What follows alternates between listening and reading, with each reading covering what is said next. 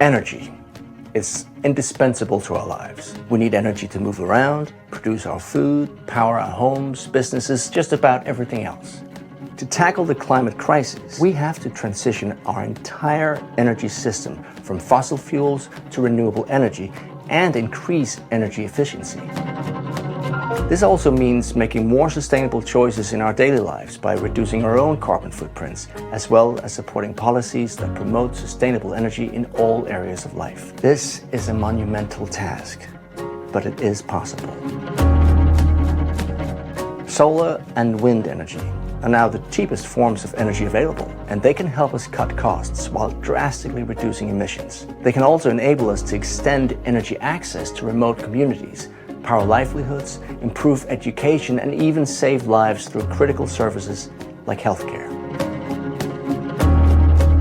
In this episode of Climate Action Explained, we're inviting you on a trip around the world, from Uruguay to Bosnia and Herzegovina to Zimbabwe. Come and see how different countries are working on climate solutions in the energy sector.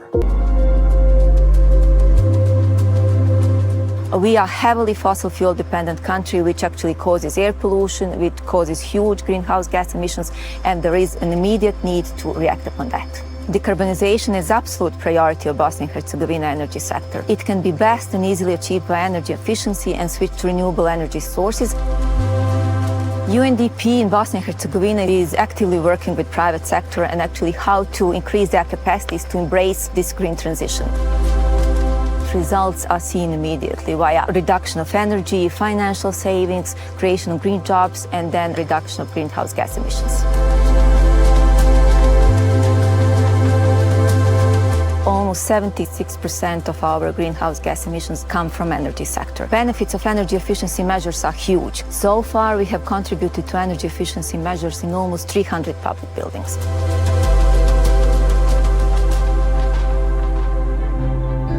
Javna ustanova Dječji vrtić Larisa Šugić se bavi predškolskim vaspitanjem i obrazovanjem.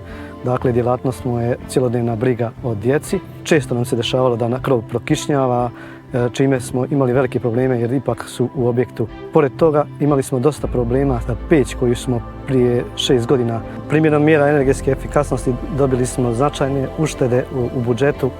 Znači, ona sredstva koja smo prije, pa na zgradi je prije svega urađen novi krov.